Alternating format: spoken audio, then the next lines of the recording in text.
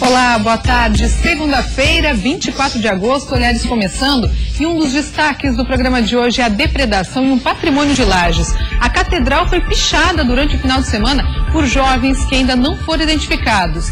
E vamos ver também que um piloto morreu após a queda de uma aeronave em Porto Belo. As causas do acidente ainda estão sendo investigadas.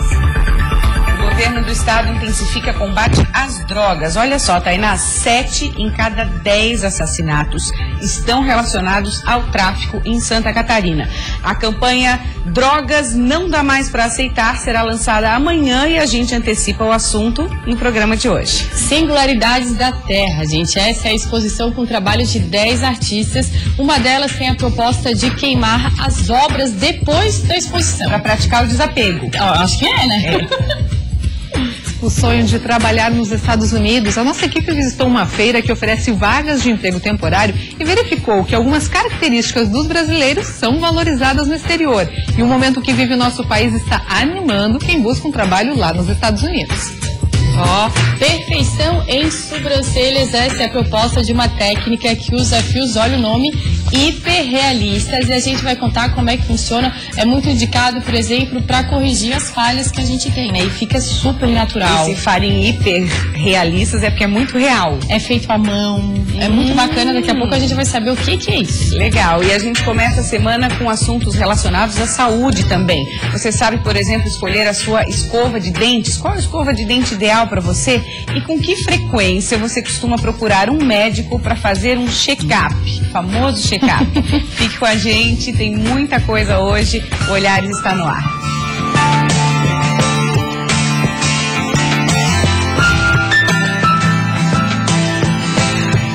Um dos patrimônios históricos do estado foi depredado neste final de semana. A porta da Catedral Diocesana de Lages foi pichada. Agora as câmeras de monitoramento podem ajudar a identificar o suspeito. Na manhã de domingo, a Catedral Diocesana de Lages amanheceu assim. A mensagem deixada na porta da igreja pode ter sido pichada entre as 9 e 10 horas da noite de sábado. Porque às 21 horas foi fechado, que foi a última celebração que houve, teve uma formatura. E após a formatura, fechado às 21 horas, e daí às 22 horas começou a aparecer nas redes sociais. Nesta manhã, a porta já começou a passar pela restauração. De acordo com o padre da paróquia, eles agora tentam identificar o suspeito. Câmeras de monitoramento próximo à igreja podem ajudar. Elas serão analisadas durante a tarde na central de monitoramento da cidade. Um boletim já foi registrado na delegacia para a investigação do caso. Ainda segundo o padre, pela mensagem deixada na porta, a pessoa que fez a pichação sabia o que estava escrevendo. Ela é clara, ligada com a figura do Papa, né? Então o Papa que é o responsável maior pela Igreja Católica, e quando liga esse número, a gente sabe que na Bíblia esse número se refere diretamente à besta do Apocalipse. Esse perito grafotécnico explica que, além das imagens, a escrita também pode ajudar na identificação do responsável pelo crime. Se fotografar e acompanhar as demais pichações, comparando as escritas com as demais fotografias de pichações, a possibilidade de chegar-se a uma conclusão de autoria. Mas essa não é a primeira vez em que a catedral é alvo de vandalismo. Em 2005, uma santa foi quebrada. E no ano passado, alguns vidros da igreja foram depredados. Nos dois casos, os autores foram identificados e responderam pelo crime. A Catedral Diocesana de Lages é patrimônio histórico estadual. É um dos locais mais visitados por turistas na cidade. O ato de vandalismo deixou muita gente indignada. Então eu acho que eles deviam achar quem fez isso e achar um jeito de punir, né? Nem o santuário está livre desses absurdos. Eu acho assim, a gente fica até sem palavras, né? Que absurdo uma coisa dessa. E o governo de Santa Catarina informou agora há pouco que as câmeras de vídeo monitoramento do centro de Lages conseguiram registrar a pichação da catedral da cidade. A ação ocorreu às 10 para as 9 da noite de sábado. As câmeras filmaram um grupo de jovens com skates e um deles fez a pichação. Agora a Polícia Militar tenta identificar o autor do ato por meio de um banco de imagens e um trabalho de investigação nas ruas. A suspeita é que os envolvidos sejam menores de idade. Um acidente aéreo na tarde de ontem tirou a vida do piloto paranaense Carlos Alexandre Araújo. A queda aconteceu em Porto Belo. O O piloto de 28 anos fazia uma manobra no momento da queda. Ele pilotava um girocóptero, ou autogiro, como é conhecida essa aeronave pessoal. Segundo informações da Polícia Militar, a aeronave teria caído a cerca de 100 metros da pista de decolagem em Porto Belo e explodido. Carlos Alexandre Araújo estava sozinho e teve parte do corpo carbonizado. O piloto...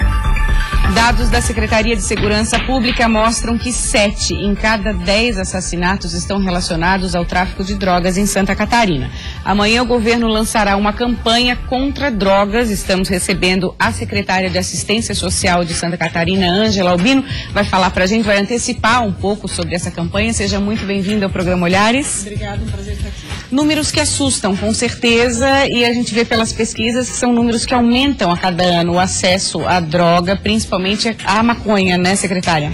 A maconha até como porta de entrada, né? Nossa preocupação hoje é que há uma certa glamorização da droga, como se pode usar.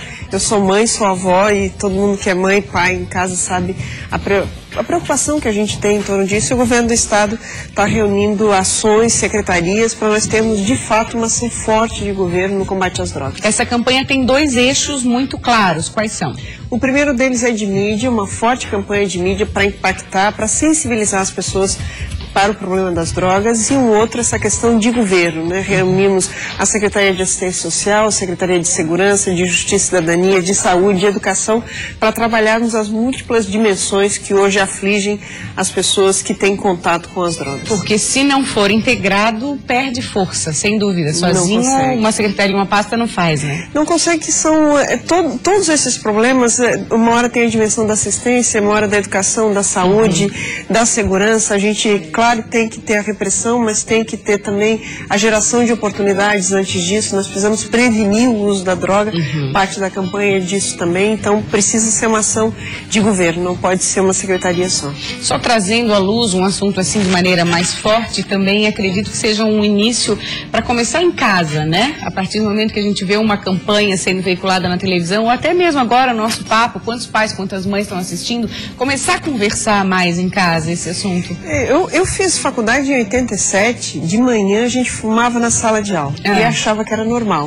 Hoje a gente não precisa mais ter uma plaquinha para dizer que é proibido fumar, a gente sabe que não fuma. Isso. A expectativa é que a gente também trabalhe nessa dimensão subjetiva das famílias, das crianças, dos adolescentes, para dizer, olha, não é bacana isso, não é legal usar droga, não só do ponto de vista da legalidade, mas não é legal também para a saúde dele, para o futuro dele, para a vida dele. Isso, não é só assim, não pode, ponto, né? Explicar o porquê e dos males que isso causa. Isso eu sempre cuidei de dizer para meus filhos, olha, é bom. É por isso que as pessoas viciam. Só que é um bom de um preço alto, que custa a vida, que custa a carreira, que custa a história de uma pessoa, que socialmente tem um custo gigantesco. É um bom momentâneo ali, né? É um bom na hora que experimenta, mas o custo disso não vale a pena. É igual cigarro, né? É bom fumar, deve ser, né? Mas o custo que isso é, e a droga é muito mais custoso, tanto para o indivíduo quanto para a sociedade. Esses dados que tu colocou ali, é muito importante a gente recuperar. 70% de toda a violência que ocorre no nosso estado está ligado direto ou indiretamente à droga. Mas não é assim o tráfico, a briga do tráfico, não é a pessoa que está sob o efeito de drogas e aí ela comete um ato violento que geralmente não cometeria. É a pessoa que está tão viciada que rouba, que furta, que mata para poder ter dinheiro, para ter acesso à droga, né? Claro, as relações de poder da droga também, mas essa visão que o governo traz é de nós juntarmos esforços com os governos, com as secretarias, mas também com a sociedade, para que nós também, aos poucos, a gente vá tirando esse caráter de que é bacana, de que é glamuroso usar droga. E hoje a gente vê assim, parece que o acesso está mais fácil também, né? Isso também tem que ser pensado. Nessa pesquisa que a gente está trabalhando, é impressionante a quantidade de jovens que têm contato com a droga, né? Foi feita nas escolas públicas. Nas escolas públicas. São dados que não são deste ano, mas são dados que a gente vem trabalhando. E uma coisa que preocupou, porque às vezes a gente tem a impressão assim, não, droga é problema de morro, é um problema... Não é. Né? Não é. As escolas privadas, inclusive, os jovens assumem que tem contato com droga em percentual maior do que o jovem que está lá numa escola pública com mais dificuldade, mais vulnerabilidade social. Então está em toda a sociedade, por isso que precisa ter um esforço de todos nós, de todas nós, para vencer esse desafio. E a partir desses dados, esses dados são fundamentais para que vocês possam implantar e reforçar as políticas que já existem. O ProERD é um bom exemplo, né, secretária? A gente já trouxe aqui, eu acho que é uma boa semente que se planta. Eles, em torno de 1 milhão de crianças já passaram pelo ProERD em Santa Catarina, né? Meus 2 filhos, inclusive, passaram. Adoraram, ficam sensibilizados sobre o tema. Acho que é uma ferramenta muito importante no campo da prevenção, né? Por isso nós temos em curso já desde 2013 o Plano Estadual de Combate a Drogas, né? Que é justo poder conhecer, foram técnicos das áreas dessas diversas secretarias que foram colhendo diagnósticos para a gente hoje poder botar essa grande campanha na rua. Essa campanha, acredito que vai também observar melhor essa política desse plano de combate às drogas nos outros municípios, se estão sendo bem implantadas, o que precisa melhorar, também acaba entrando, né? Política contínua, né? A guerra contra a droga não tem fim, né? Que é um pouco do ser humano, a gente conseguir tirar o vício é muito difícil, né? Então precisa ser um esforço contínuo, nunca desistir. E é importante, e esse é o mote, inclusive, da campanha, né? Não dá para tolerar mais. Agora chega, né? A gente precisa dar um basta. Tem que dar um freio, assim, é verdade. Lançamento amanhã? Amanhã, às 10 horas, todo mundo convidado, vai ser um prazer receber a todos. Tá ok. Muito obrigada, desejo muito sucesso, secretária, até a próxima. Muito obrigada. Agora a gente vai a Blumenau, assunto de Blumenau, uma gincana solidária, achei super bacana. E acontece faz tempo na cidade, já é tradição, né, Tainá? Maria Paula, essa gincana acontece faz 23 anos, as pessoas elas se unem por conta de uma solidariedade. Oh, meu Deus do céu! A gincana, gente, envolve cerca de 700 pessoas e o movimento está aumentando. Aí em Blumenau, né? Praticamente a cidade toda unida, porque além das pessoas envolvidas na gincana, né, meninos, vocês têm que ter contato com moradores. Né, tem provas que vocês precisam dos moradores da cidade, ou seja, a cidade toda se envolve. É isso, Leandro? É isso, porque, como a gente estava conversando antes, são provas que envolvem história da cidade, envolvem várias localidades, então nem sempre tudo que a gente precisa está no QG ao nosso redor. Então a gente vai ter que incomodar aquele tio, aquele avô que está lá, que tem um certo material antigo que a gente vai precisar para a gincana. Então a gente acaba envolvendo todo mundo. Muito legal. Leandro é presidente da Liga dos Gincaneiros, Francisco é diretor. Francisco, conta pra mim, essa gincana, ela surgiu lá em 1993, qual o intuito dessa gincana? Blumenau já passou por alguns problemas super sérios de enchentes, enfim, a cidade, ela é muito unida, ela se recupera de uma forma muito bonita, né? Tem uma história bacana, assim. Isso. A gincana surgiu justamente para proporcionar um tipo de diversão saudável para a juventude da cidade e mostrar para essas pessoas que elas podem fazer algo mais pela cidade. Daí vem a parte social da gincana, que a gente trabalha de fevereiro até setembro, justamente só em parte social, e depois chegando no final de semana tem as brincadeiras, que é a competição. Que é a gincana realmente, isso, né? Isso mesmo. Essa parte social, o que vocês fazem? Vocês arrecadam alimentos? Qual o trabalho, né? É um tempão aí trabalhando. Isso, então a gente passa por várias etapas, né? Desde doação de sangue, aí nós temos arrecadação de brinquedos, de alimentos, materiais de higiene e limpeza, e todos esses nossos donativos, eles têm já um destino certo, que são as entidades beneficentes de Blumenau. Então a gente efetivamente acaba ajudando bastante gente através da gincana. Ou seja, a gincana ela acontece anualmente, né? Todos os anos, e todos os anos vocês arrecadam aí um monte de coisa para essas instituições, né? Sim, esse ano foram praticamente 5 toneladas de alimentos arrecadados. Nós vamos ter agora a entrega dos livros, foram praticamente 1000 livros, que nós vamos doar também para a Fundação Cultural. Então, é uma movimentação bastante interessante. Eu estava aqui perguntando da gincana em si, que acontece dia 5 e 6 de setembro, para comemorar o aniversário até da cidade, que é dia 2 de setembro, né? Mas eu perguntei, gente, a gincana ela tem mais jovem, tem mais adulto. Esses dois homens, eles participam da gincana há 12, 15, 16 anos, é mais ou menos isso, né? Vocês são adultos, cara, e vocês brincam lá e a maioria é de adulto, é isso? Isso. A gincana tem uma idade mínima para entrar, que é 14 anos, né? Mas a maioria do pessoal que participa são maiores de idade, até porque tu acha uma prova que te leva a uma outra rua, então precisa ter carro para se deslocar, então acaba sendo uma faixa etária de 18 a 35 anos. Aí os adultos incentivam também os adolescentes a participarem, né? Imagina. A ideia sempre é renovação. Pois é. Porque as pessoas vão ficando mais velhas, vão tendo mais compromisso, então a ideia é uma renovação a cada ano. E hoje em Blumenau já tem uma cultura bastante grande, nós temos integrantes de equipes que fazem gincanas em colégio, que fazem gincanas em outras cidades, então foi cultuado uma ideia de gincana em Blumenau, então, que já é bastante grande. Muito legal. E vocês têm provas de madrugada, né? Como é que eu achei isso muito interessante, assim. Não, o grande auge da gincana é justamente a prova da madrugada, né? Que é uma prova sequencial que a gente chama, que leva de uma rua a outra até chegar ao final da prova. Começa a que horas a prova? Normalmente às 10 da noite, vai até umas 4 da manhã. Nossa! E sempre tem uma história de terror que envolve a história. Ai, né? Que medo, então, gente! É assim que funciona, é a prova mais esperada da gincana, né? E aí vocês acordam, aí os moradores de Blumenau para perguntar uma coisa, é isso, né? Vocês acordam a cidade, movimento a cidade de madrugada. Também, a gente tenta não acordar, né? O ideal é que não acorde, mas é impossível porque é muita gente envolvida. Às vezes uma equipe toda vai para uma rua procurar uma charada que está escondida em algum lugar e são 50, 60 pessoas vasculhando uma rua geralmente de pequeno tamanho, então acaba tendo um certo barulho. E já aconteceu briga assim? Porque são quantas equipes? Hoje tem 9 equipes. 9 equipes. Tem uma aí que mais ganhou, provavelmente, né? Qual que é a equipe aí? Já vamos fazer propaganda da equipe. Hoje é Capitão Caverna, a equipe que tem 7 títulos desses 23. E acontece rixa entre as equipes, assim? Como é que funciona? Existe porque, como são equipes tradicionais, são equipes que já têm mais de 10 anos, sempre acaba tendo uma rixa, porque a gincana tem todo o lado social, o lado lúdico, mas existe a competição, existe um objetivo de um vencedor. Claro que o interessante é participar da gincana por algo mais e não somente por levantar o troféu. Mas envolvendo competição, envolvendo pontuação, sempre vai ter uma rixa. Ai, gente, olha, muito bom. Obrigada pela presença de vocês. Parabéns a Blumenau. No dia 2 de setembro, a gente dá os parabéns aqui novamente. Como você falou, a gincana é bacana para une todas as pessoas, né, da cidade. Isso é muito legal. Vocês realmente têm uma força muito grande que sirva de exemplo para outras cidades, né? Adorei, muito bacana. Qual que é a tua equipe? É Amigos do Bairro. E o teu? Minha Coringas. Aí, ó. Então tá bom, cada um torce pra quem quiser, né? Vou torcer pra vocês dois, tá? Pra não ter briga. Meninas?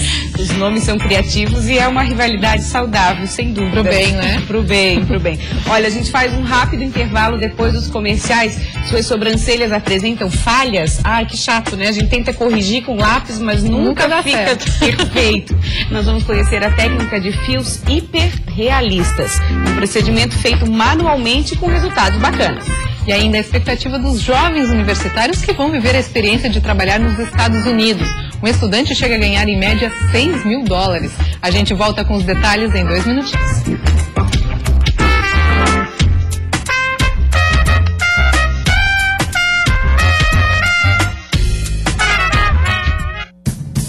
Olhares. Oferecimento. Volta 1h28 e uma feira em Florianópolis está selecionando jovens brasileiros para trabalhar no exterior. 200 vagas estão disponíveis em resorts e estações de esqui nos Estados Unidos na temporada de inverno 2015 e 2016, período de férias de verão aqui no Brasil. A seleção acontece até às 6 horas da tarde no Hotel Sofitel, no centro da capital.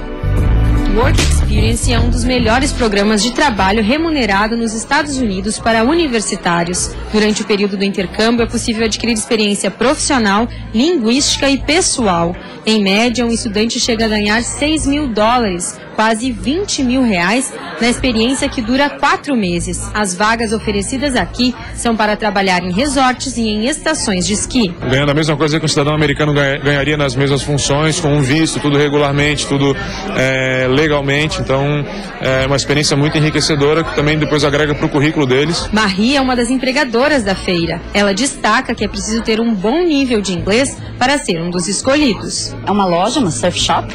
Nós estamos contratando tanto para as vendas quanto para os caixas. Temos 15 vagas no momento E hoje vamos ficar até o fim da tarde, com certeza, selecionando. Jéssica, outra empregadora, destaca as qualidades dos brasileiros, bons vendedores e extrovertidos. A expectativa dos brasileiros lá na loja é bem grande, porque todos os anos, quando trazemos os J1, sempre temos muita boa experiência. Enquanto o Brasil enfrenta uma fase de instabilidade econômica com queda nas ofertas de emprego, outros países estão em franco crescimento, como é o caso dos Estados Unidos.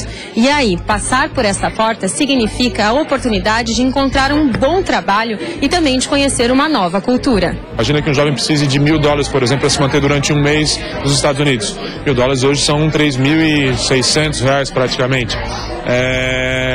Não precisando dessa despesa, não precisando que os pais mandem esse dinheiro, facilita bastante. E é com essa expectativa de aprimorar a fluência no inglês e melhorar o currículo profissional que estes universitários chegam até aqui. Ao passar pelas entrevistas, alguns deles já saem com a vaga de emprego confirmada e com a passagem de ida para o exterior marcada. Eu estou bem feliz, estou bem animada para ir para lá. Quero conhecer muita gente nova, conhecer a Califórnia, tudo. Estou bem animada. Eu também estaria.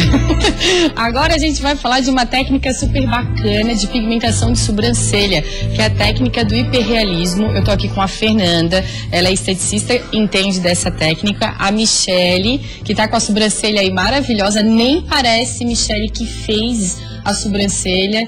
Fê, quando a gente fala em fazer micropigmentação, eu já relutei várias vezes, eu penso em fazer, e aí me vem à cabeça, mas eu acho que vai ficar muito forte, eu tenho medo ainda, sinceramente. Olhando a tua técnica, eu até me encorajo, porque realmente fica super natural.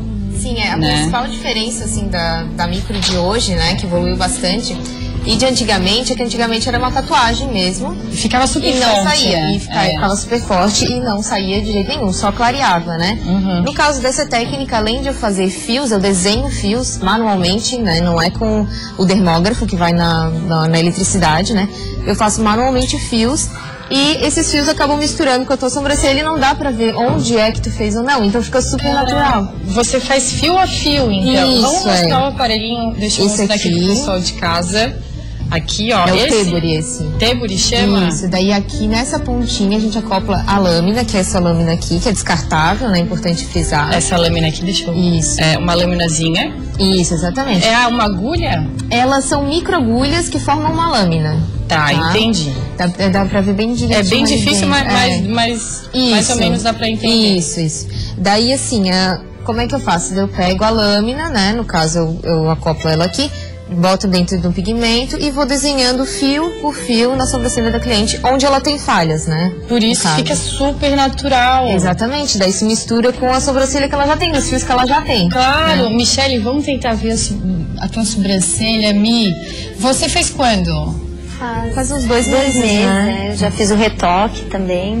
Faz 2 meses. Uma coisa que eu também tenho muito medo, eu tenho tatuagem, tô acostumada com a dor de tatuagem, mas no rosto me dá uma aflição, já até te falar.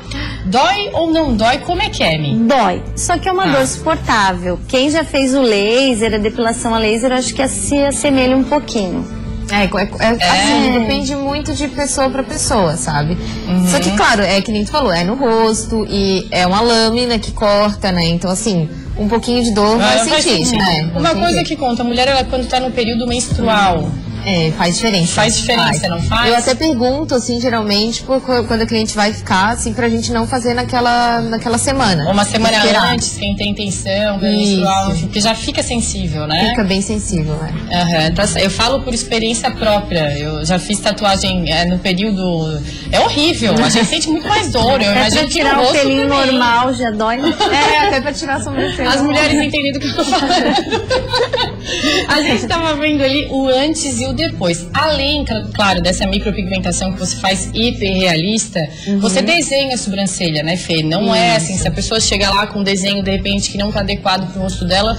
Não, a gente faz sim, lógico, a gente faz todo um visagismo primeiro, né? Primeiro, o que acontece? Ela chega lá, daí conversa comigo, ela tem que assinar um termo de consentimento, tá ciente de tudo o que vai acontecer, do pós-procedimento, tudo. Daí a gente faz o desenho da sobrancelha. Coloca um pré-anestésico, que é o Emla, né? O famoso Emla, que é uma antilocaína. Esse pré-anestésico dá uma ajudada? Sim. Dá ajuda. Tá.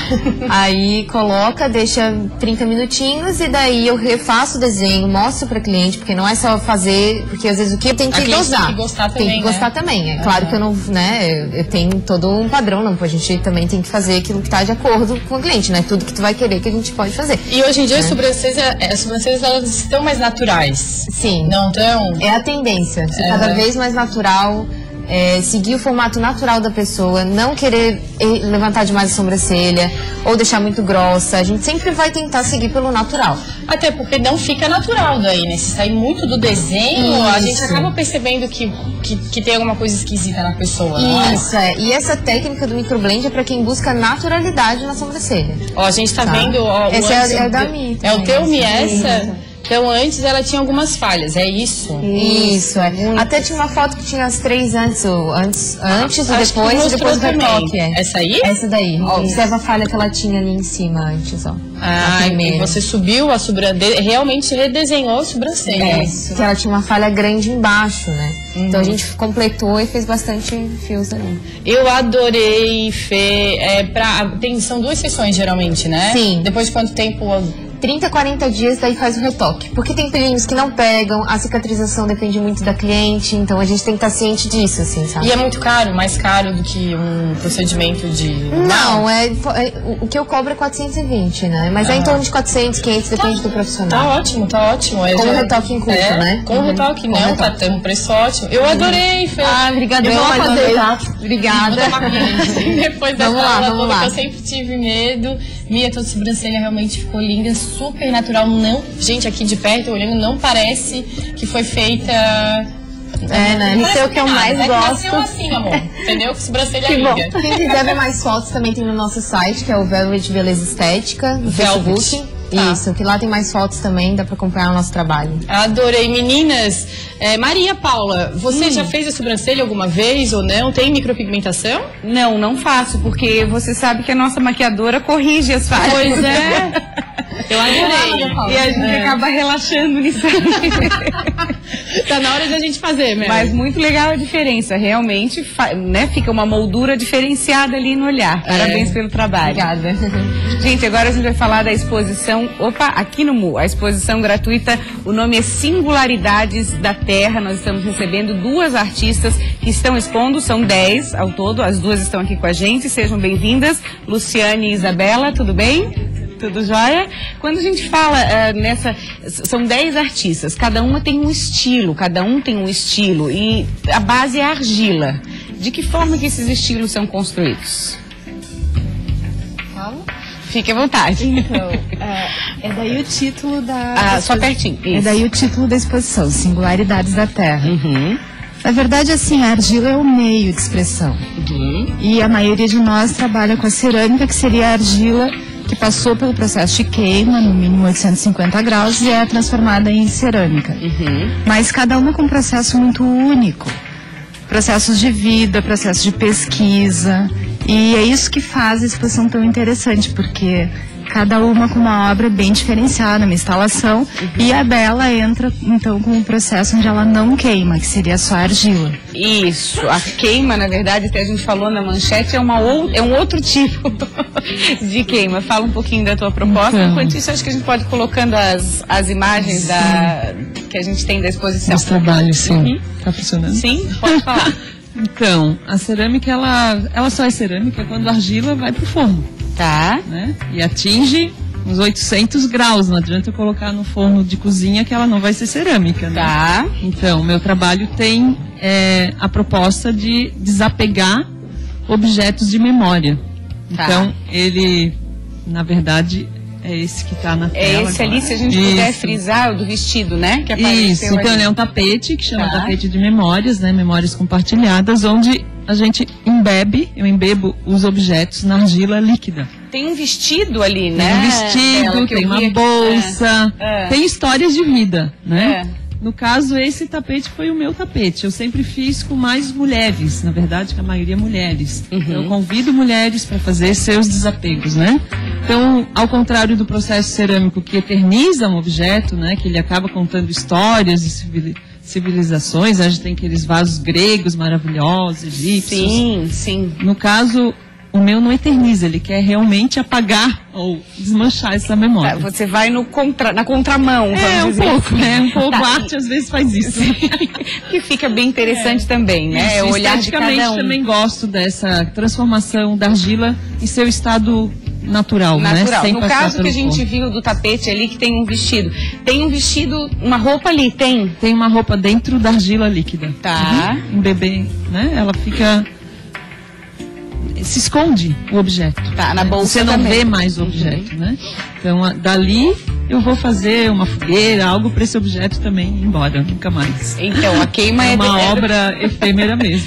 Sim, que bacana. E quem são essas mulheres, assim, que você convida para participar? Olha, eu comecei fazendo esse trabalho convidando amigas, né? Pessoas conhecidas, só que uma convida a outra, então tá sendo uma coisa assim meio... né, expande, porque todo mundo tem algo para desapegar, me parece. Pratica o desapego com a arte junto. Isso, exato.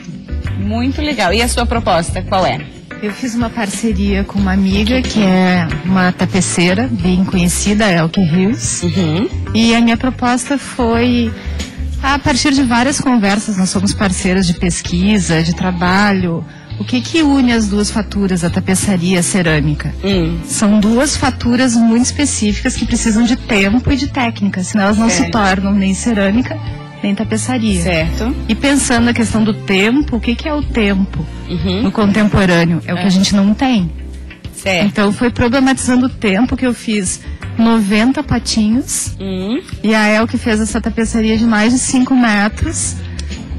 Pensando o que é esse tempo da família, da refeição que a gente não tem mais, o que é o tempo dos amigos que a gente não tem mais, que é uma situação que eu e ela estamos vivendo. A gente está sempre correndo, nunca tem tempo para se encontrar, nunca tem tempo para o chá, para o café. E aí foi pensando nisso que nós fizemos essa instalação, problematizando o tempo, que é o tempo que precisa para a técnica e o tempo que a gente não tem nas nossas vidas. É um convite para reflexão também, como toda arte, né? Quem quiser é o tempo no contemporâneo. Isso, quem quiser conhecer, visitar gratuito até o dia 27 no Museu da UDESC. Deixe um convite, meninas. No MESC, Museu da Escola. Isso, foi um convite da Sandra Makovievski, que é diretora hoje lá. E que fez o texto, né? E que fez o texto de abertura da exposição. Tá, o horário de visitação qual é? Da 1 às 7. Da 1 da tarde às 7. Isso. Tá bom. Muito obrigada pela presença de vocês. Obrigada. Sucesso, até a próxima. Obrigada. Tainá tem um recado agora para os telespectadores do Olhares. Tenho. E o Festival Soul Funk da Band SC está pertíssimo de revelar o novo nome do funk catarinense. Quer saber quando? Então escuta aí o recado do Chirô. Soul Funk. Pessoal, vocês estão ligados que o Festival Soul Funk já está na sua reta final, né? Então se liguem nos 3 finalistas que já estão disputando o primeiro lugar.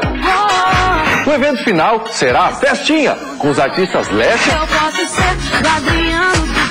e MC Sapão. E na balada é a rainha da dança. Olha só que bacana. Hoje a gente vai revelar o novo nome do funk catarinense, o grande campeão do Festival Soul Funk. Olha que bacana. O evento final vai ser na 7 Club aqui em Florianópolis no dia 28 de agosto, a partir das 23 horas. Os locais com ingressos antecipados estão no site do evento soulfunk.com.br. Então venha torcer pelo seu candidato e curtir essa grande final com a Band.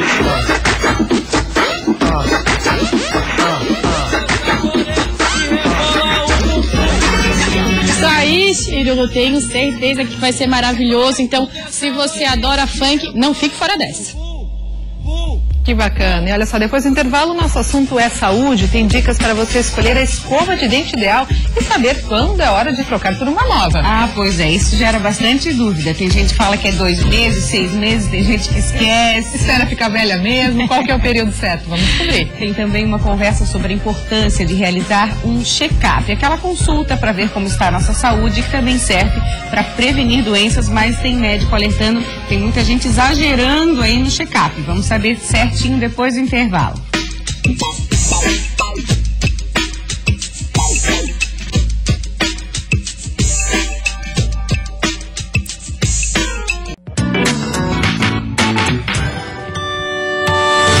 E 46 minutos, estamos de volta ao vivo e em meio a tantos modelos de escovas dentais, Será que existe uma que seja mais indicada? Como diferenciar?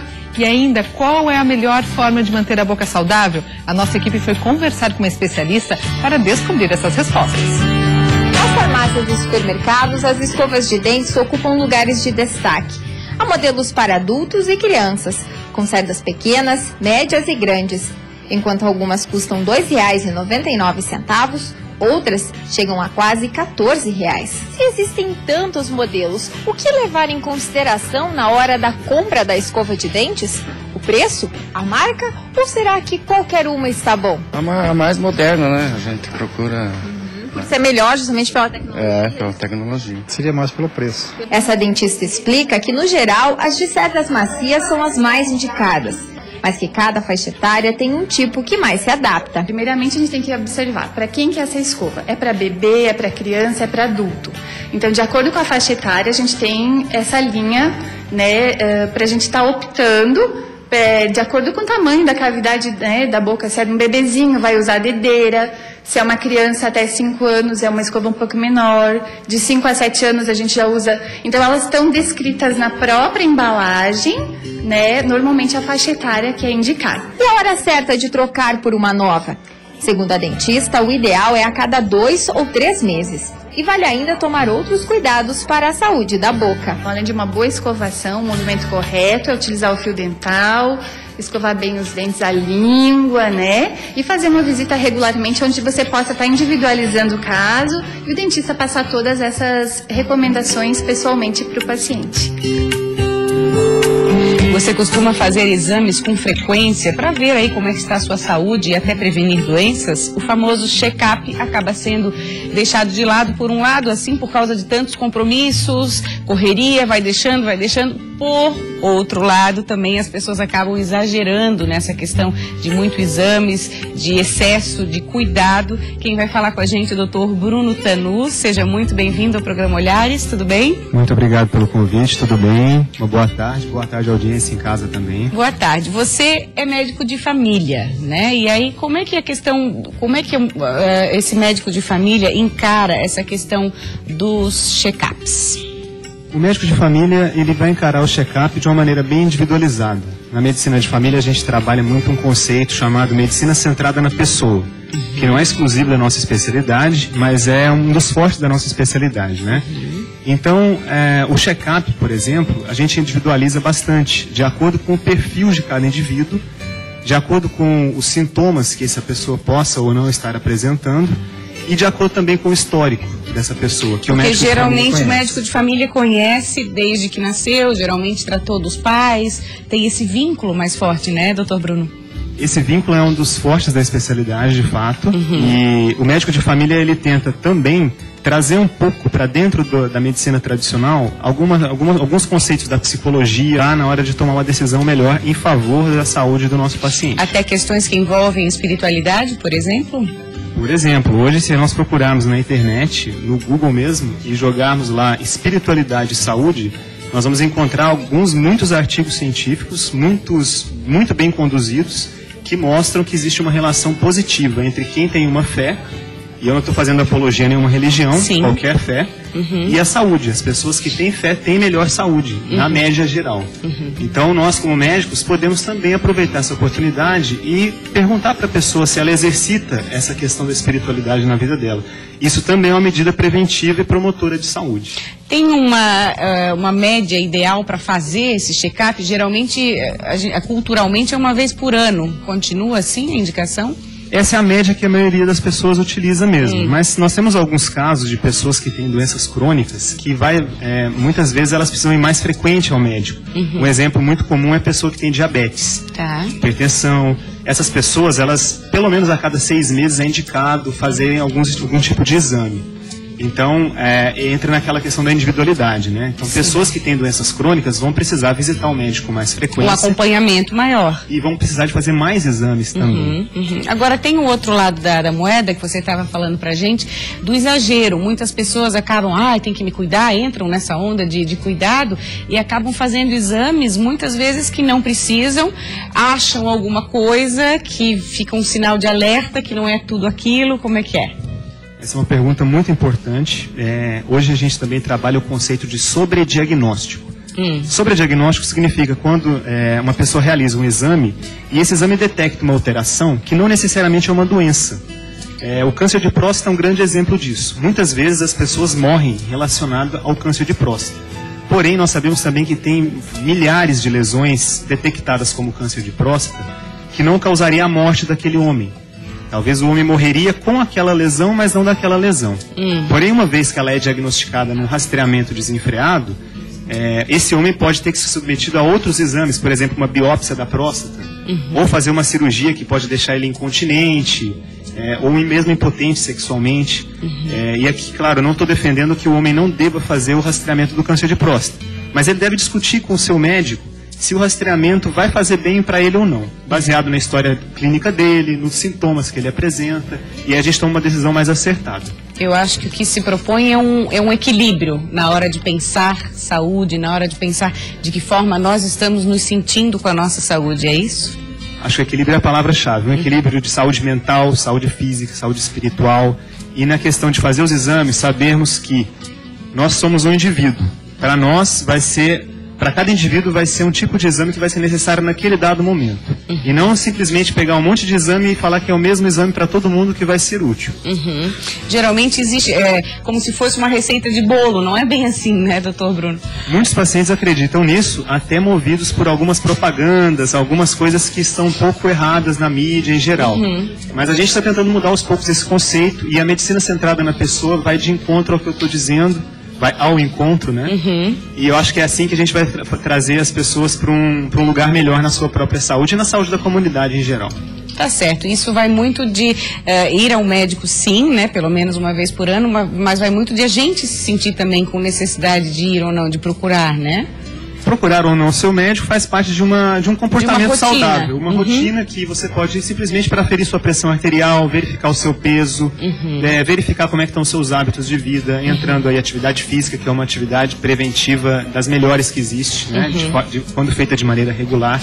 Então, consulte seu médico, mas vá assim, para ter uma conversa franca, ser avaliado e discutir com ele quais são as opções melhores naquele momento na sua vida. Tem uma idade para começar a prestar mais atenção nessa coisa do check-up?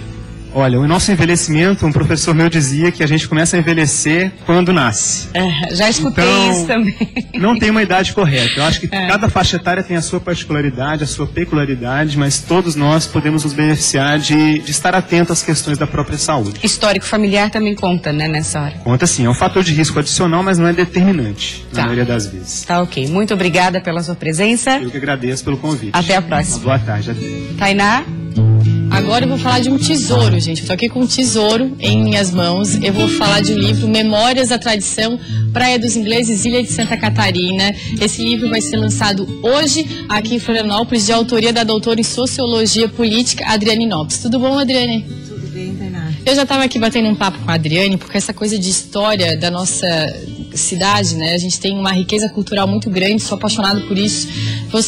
Esse livro aqui é de suma importância pra gente, Adriane. O que te motivou a contar a história dos ingleses? Você que é moradora de lá há 30 anos, né? Isso. Sou moradora dos ingleses há 30 anos. É um lugar que eu escolhi para viver, tá? Eu acho que isso é importante dizer, sabe? E como eu estou lá há 30 anos, eu acompanhei muito do processo de transformação deste espaço. E a minha grande inquietação era não ter isso registrado em nenhum lugar. Essa evolução. Essa transformação que veio com o turismo, que veio com a própria, como é que diz assim, urbanização que o turismo traz, né? Então eu acompanhei esse processo, a minha preocupação era deixar registrado a cultura local. Né? Porque aquilo que a modernização destrói em termos materiais, a gente hoje tem o recurso da memória, livros, registros, para deixar marcado isso, né? Para as próximas gerações, né? Eu acredito isso extremamente importante. Essa é a minha preocupação. Super. Aí você então colocou nesse livro como era ingleses antigamente e como é hoje, né, para você reconstruir, né, esse bairro lá como era antigamente. Você entrevistou muitas pessoas e foi um trabalho árduo, né? Quanto tempo de trabalho? Foram 6 anos de pesquisa. Nossa. Por falta de registros, né? Então, como a Praia dos Ingleses é uma das praias mais distantes do centro. Então, o acesso que eles tinham a registros era bastante deficiente, vamos dizer assim. Então, foram muitos anos pesquisando, ver se encontrava materiais, né? Ou documentos, enfim. E em relação às pessoas, né? Você conheceu, acredito, muitas pessoas antigas da região, né? Isso, aí acabei optando por fazer um livro de memórias, através de entrevistas com os moradores locais, né? E entrevistei um senhor de 103 anos, que ele conta uma história fantástica, assim. A primeira vez que ele viu um caminhão, as luzes, os faróis de um caminhão. E qual foi a sensação dele? Claro, naquele momento ele já tinha noção do que era, do que, né? Então agora mas ele conta com surpresa. Nossa, a primeira vez que chegou um caminhão, faróis acesos, aquilo era um... Nossa, que incrível! Entra no imaginário quase do mitológico, incrível, né? Incrível. E como é que as pessoas sobreviviam, né, na região dos ingleses? Hoje em dia, o bairro é um dos bairros que mais oferece coisas para a comunidade. Ali tem banco, tem tudo quanto é coisa, né? Mas antigamente não tinha nada também. Isso. O livro, isso é importante do livro, né? O livro está articulado em 3 capítulos, né? Sendo o primeiro um mais teórico, para as pessoas entenderem o que é o processo de modernização, né? Quais os seus indicadores da modernização. Aí o segundo capítulo, eu trabalho mais a questão como é Ingleses hoje, essa cidade, porque eu já digo que Ingleses é uma cidade, né? Ela tem, sem dúvida. Tem tudo hoje. Tem tudo. E um terceiro capítulo, que é um capítulo chamado Era Uma Vez, que aí é a história que os nativos contam de como eles viviam, de uma cultura de subsistência, da pesca. Aí esse capítulo eu deixo as falas deles contando como eles viviam. E eles viviam de pesca, é isso? Viviam os homens da pesca artesanal, né? Depois eles vão ter acesso à cidade de Rio Grande, eles vão embarcados para a cidade de Rio Grande, e as mulheres se dedicam ao trabalho doméstico e à renda de bilro como uma forma de contribuir com a economia doméstica, assim. E aí elas contam, é bem interessante, que elas contam que faziam renda para um enxoval. Então elas vendiam para preparar um enxoval para casar, elas faziam rendas. Como uma forma de auxiliar na economia doméstica. Nossa, que lindo! É um livro maravilhoso esse aqui. Olha, é muito bacana. Tem aqui até a imagem, não dá para mostrar, não sei se dá? Tem eu sou obrigada a mostrar, né? A pomboca ou a lamparina de latão. Isso aqui foi desenhado para ti? Foi desenhado, depois foi pintado para botar aí. Que bacana, da memória de um morador dos ingleses. Para ele explicar como era a pomboca, né? Gente, muito bom, muito bom. Eu quero aproveitar, Tainá, antes só para agradecer a Prefeitura Municipal, né? Porque esse livro está sendo lançado pela Lei Municipal de Incentivo à Cultura, pela Fundação Frank Cascais. Ele será todo de distribuição gratuita. Então estão todos convidados para o lançamento hoje à noite, na Casa da Memória, às 18h30. Adriane, isso aqui para os colégios é uma maravilha, hein? Para distribuir em escolas, né? As escolas que vai ser distribuído. Nossa, isso aqui é a nossa história, né? Um pedaço da nossa história aqui de Florianópolis. Adriane, obrigada. Muito obrigada. Um prazer em te receber aqui. Adorei. Muito obrigada. Adorei. Muito bacana. Gente, amanhã a gente volta com muito mais. Sim, a semana está só começando. Amanhã, 1h05, estaremos aqui com olhares com bastante atração para vocês. É isso aí, nós vamos falar de marketing digital, startups e franquias, tudo sobre o mundo dos negócios e as soluções de impacto para micro e pequenos empreendedores. Vamos falar também de mandalas. Vamos ter uma pessoa aqui, a Dulce, convidada. Ela vai fazer uma mandala para o programa Olhares durante o nosso programa. Que coisa boa! E tem ainda as principais notícias do estado. A gente te espera. Uma ótima tarde para você. Tchau, tchau. Beijo, até amanhã.